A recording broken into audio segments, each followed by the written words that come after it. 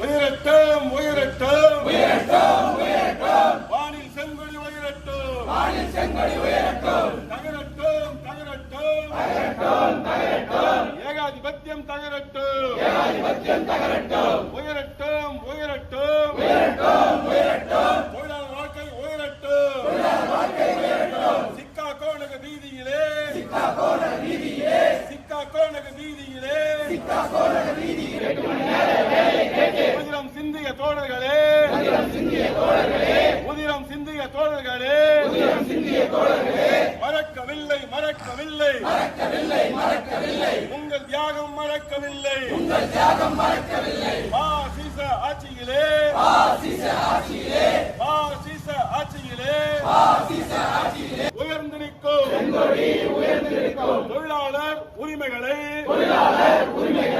பாதுகாக்க உயர்ந்து நிற்கும் பாதுகாக்க உயர்ந்து நிற்கும் உயரட்டும் உயரட்டும் உயரட்டும் உயரட்டும். உலகம் முழுவதும் இருக்கிற தொழிலாளி வர்க்கத்தினுடைய உரிமை தினமான மே தினம் இன்றைக்கு உலகம் முழுவதும் கொண்டாடப்படுகிறது. உலகத்திலே எத்தனையோ மாறுபட்ட பண்டிகைகளும் விழாக்களும் இருந்தாலும் எல்லா நாட்டிலும் இருக்கிற எல்லா மதத்தை சேர்ந்த எல்லா மொழிகளும் சேர்ந்திருக்கிற மக்களால் கொண்டாடப்படுகிற உழைப்பாளி தினமாக இருக்கிற மே தினம் மட்டும்தான் எல்லாராலையும் கொண்டாடப்படுகிறது. அப்படிப்பட்ட மே தினம் கொண்டாடப்படுகிற இந்த நேரத்தில் உலகமே இன்றைக்கு கவலைக்குரிய சூழ்நிலை என்பது வந்திருப்பது மிகவும் வேதனை அளிக்கிறது.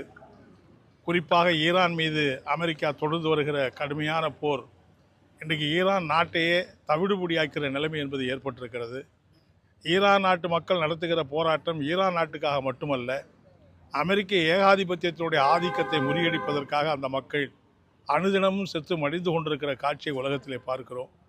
ஏற்கனவே இஸ்ரேலோடு கூட்டு சேர்ந்து பாலஸ்தீனத்தையும் காசா பகுதியும் தவிடுபொடி ஆக்கியவர்கள் இன்றைக்கு உலகத்தையே தன்னுடைய ஆயுத பலத்தால் அடக்கி ஆளுகிற முயற்சியை உலகம் முழுவதும் இருக்கிற தொழிலாளி வர்க்கம் ஒன்றுபட்டு போராட வேண்டும் என்கிற ஒரு உறுதி ஏற்கிற நாளாகத்தான் இந்த நாள் கொண்டாடப்படுகிறது என்பதை நான் தெரிவித்துக் கொள்ள விரும்புகிறேன். இப்படிப்பட்ட அமெரிக்க ஏகாதிபத்தியருடைய அத்துமீறல்கள் தொடர்ந்து நடக்கிற போது அதை பற்றி ஒரு வார்த்தை கூட கண்டித்து பேசுவதற்கு திராணியற்ற ஒரு அரசாகத்தான் மோடி அரசாங்கம் இருக்கிறது. இந்திய வரலாற்றில் அமெரிக்க ஏகாதிபத்தியத்தினுடைய இந்த அராஜகத்தினுடைய நடவடிக்கைகளுக்கு துணை போகிற ஒரே அரசு என்கிற ஒரு அவமானகரமான அரசாக இன்றைக்கு மோடி அரசு திகழ்ந்து கொண்டிருக்கிறது. ஈரான் மீது நடக்கிற தாக்குதலை கண்டிக்கவில்லை என்பது மட்டுமல்ல, அந்த நாட்டு மக்களுடைய உயர்மிக்க தலைவராக இருந்த கோமேனி அவர்கள் படுகொலை செய்யப்பட்டதை கூட கண்டித்து ஒரு வார்த்தை பேசாத ஒரு அரசு தான் இன்றைக்கு இந்தியாவில் இருக்கிறது. வெனிசுலா நாட்டினுடைய அதிபரையும் அவருடைய மனைவியும் கைது செய்து இன்று வரையிலே சிறையிலே வைத்திருக்கிறார்கள் அமெரிக்க அரசாங்கம். அதை கூட கண்டிக்கிற திராணியற்ற ஒரு அமெரிக்க அரசாங்கத்தினுடைய அடிமை சர்க்காராகத்தான் இன்றைக்கு இருந்து கொண்டிருக்கிறது.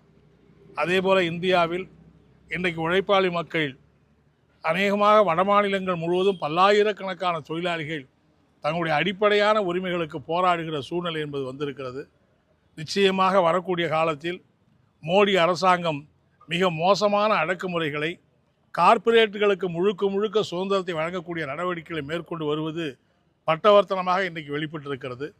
ஏப்ரல் மாதம் 1ஆம் தேதி முதல் 150 ஆண்டு காலமாக போராடி பெற்ற அனைத்து தொழிலாளி வர்க்க உரிமைகளையும் பறித்து அந்த உரிமைகளை எல்லாம் சமாதி கட்டியிருக்கிற அப்படிப்பட்ட நிலைமையை எதிர்த்து இந்திய தொழிலாளி வர்க்கம், இந்திய உழைப்பாளி மக்கள் போராடுகிற சூழ்நிலை ஏற்படும் என்பதை நான் தெரிவித்துக் கொள்ள விரும்புகிறேன். தமிழ்நாட்டில் சட்டமன்ற தேர்தல் முடிந்து வருகிற 4ஆம் தேதி வாக்கு எண்ணிக்கை துவங்க இருக்கிறது. அநேகமாக 4ஆம் தேதி ஒரு 10 மணி 11 மணி வாக்கிலேயே வெற்றி பெறுவர் யார் என்பது உறுதியாக தெரிவித்து விடுகிற சூழ்நிலை ஏற்படுகிறது. ஏற்கனவே தேர்தலுக்கு பிந்தைய கருத்து கணிப்புகளும் பல செய்திகளை சொல்லிக் கொண்டிருக்கிறது. எந்த கட்சி வெற்றி பெறுகிறது என்பது ஒரு பக்கம் இருந்தாலும் தமிழ்நாட்டில் அனைத்து கருத்து கணிப்புகளுமே தெரிவித்திருக்கிற செய்தி என்னவென்று சொன்னால், பாஜகவுக்கு தமிழ்நாட்டில் இடமில்லை என்பதை எல்லா கருத்து கணிப்புகளும் இந்த முறை உறுதி செய்திருப்பது என்பதுதான் மிக முக்கியமானது. ஆகவே மோடி யாரோடு கூட்டு சேர்ந்தாலும், அமித்ஷா எத்தனை முறை கூட்டு சேர்ந்தாலும் தமிழ்நாட்டிலே பாஜகவுக்கு எதிர்காலம் இல்லை என்பதை நாம் எடுத்து சொல்ல இருக்கிறோம்.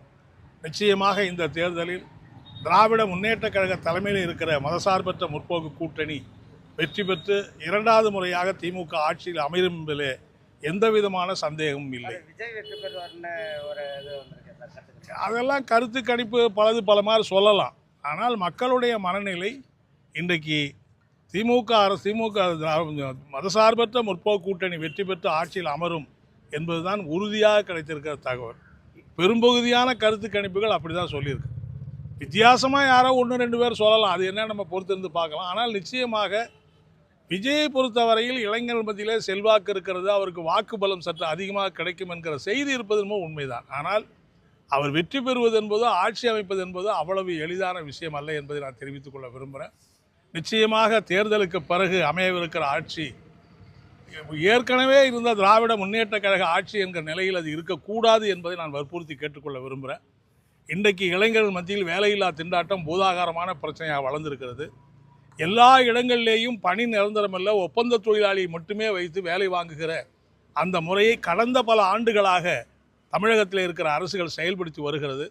அப்படிப்பட்ட நிலையை மேற்கொள்ளக்கூடாது. பணியினர் ஒப்பந்த தொழிலாளியாக அல்லது தற்காலிக பணியில் நியமிக்கப்பட்டிருக்கிற அனைத்து ஊழியர்களையும், ஆசிரியர்கள், அரசு ஊழியர்கள், தொழிலாளிகள் அனைவரையும் பணி நிரந்தரம் செய்ய வேண்டும் என்பது மட்டுமல்ல, அரசு அலுவலகங்களில் காலியாக இருக்கக்கூடிய அத்துணை லட்சம் இடங்களையும் உடனடியாக திமுக அரசு பூர்த்தி செய்ய வேண்டும் என்று நான் கேட்டுக்கொள்ள விரும்புகிறேன். மார்க்சிஸ்ட் கம்யூனிஸ்ட் கட்சியை பொறுத்தவரையில் நாங்கள் நிச்சயமாக அதை எதிர்த்த போராட்டத்தை, இந்த கொள்கை ரீதியான போராட்டத்தை வரக்கூடிய காலத்தில் திராவிட முன்னேற்ற கழக அரசு ஆட்சியில் அமைந்தாலும் கூட இந்த உறுதிமிக்க போராட்டத்தை நாங்கள் தொடர்ந்து முன்னெடுப்போம் என்பதை இந்த மே தின நன்னாளில் நான் தெரிவித்துக் கொள்ள விரும்புகிறேன்.